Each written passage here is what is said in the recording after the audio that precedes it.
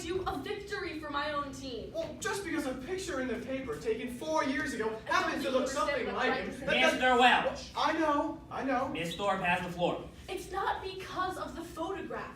The picture only fortified my suspicion that he had a phony background. Well, he never lived in Hannibal, that I'll tell you. Not just now. The paper paid my expenses to come down here and testify. Not just now. Sit down, please. Mr. Hardy? Yes, sir?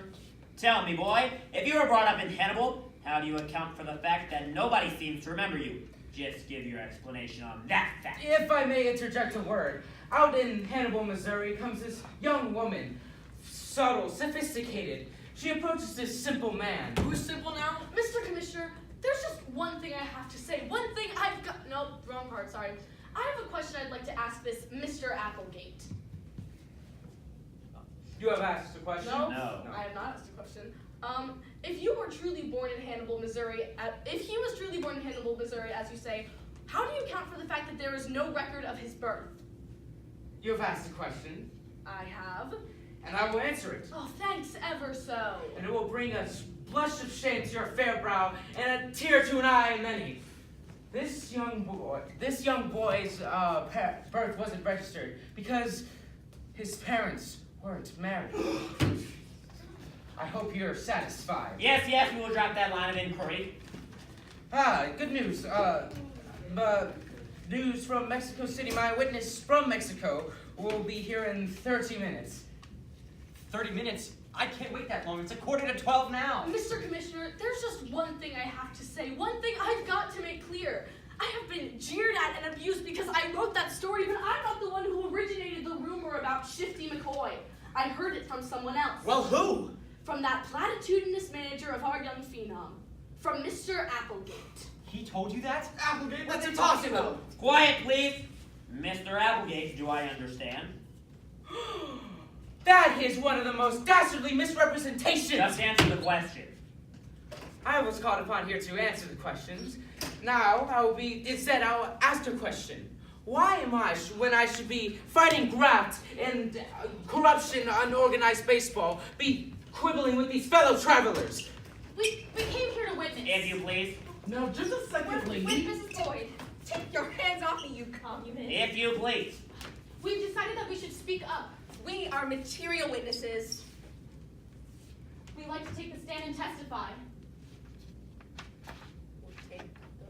Why, hello there, Mr. Why, hello there, Mr. Hawkins. How are you, Meg? It's the Miller girls. Hello there, girls. How are you?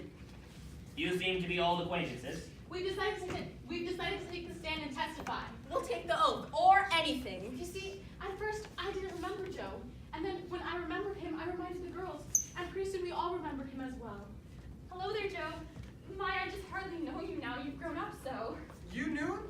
You must remember him, Mr. Hawkins. Don't you mind he used to collect the mail for old Mrs. Peeper? It's 5 minutes till midnight.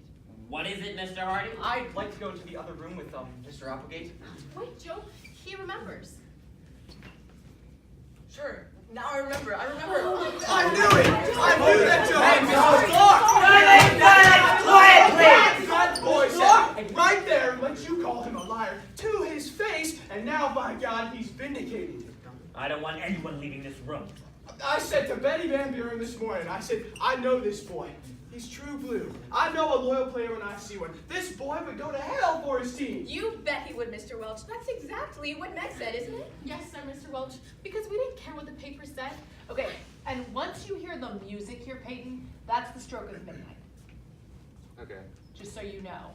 So that, that happens sometimes during when would it happen? It's right before. It's right before. Yeah. So It's what's right before Sisters actually. But that's okay. Okay, so what's the line before Sisters? I said to Benny Van Buren, I know the boy, true blue, loyal player when I see one. I know lower player when I see one. Dong. Okay. So all of this is, oh shoot. Depression. And Don Carlo, that's game's up, sucker. So, you may want to find yourself in all of this chaos, drifting over here, so that Dong, you can have this moment, which also, once the curtain comes down, puts you on the right side for this stuff. Yeah. Can we just do the last little bit? Yeah, I recognize him. Also, like 25 people ended up on this side. I had some people over here before. No, because you said Yeah, but not every time. Once we set the new spot, go to the same spot. Yeah. Yeah. All right. We didn't all end up over here when we moved to okay. different spots. Okay. Yeah, I recognize him. Let's do this so we can move on. Hey, Meg. He knows it. Oh. Wait, Joe, he remembers. Sure, now I remember him. Oh, I knew it! I knew that! Silence! Quietly! No problem. I said Right. right there and let you call him a liar to his face, and now, by God, he's vindicated. I don't want anyone leaving this room. I said to Betty Van Buren this morning, I said, I know this boy. He's true blue. I know a loyal player when I see one. This boy would go to hell for his team. You bet he would, Mr. Welch. That's exactly what Meg said, isn't it? Yes, sir, Mr. Welch. Because we didn't care what the paper said. Keep going. Oh, okay.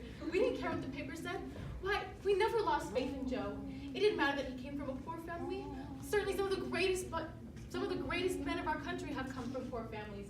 And as it turns out, some of the greatest baseball players did too. Why, all three of us knew each other, and when we found out that Mr. Hawkins was here, we couldn't bear to see an injustice done. And we pushed through.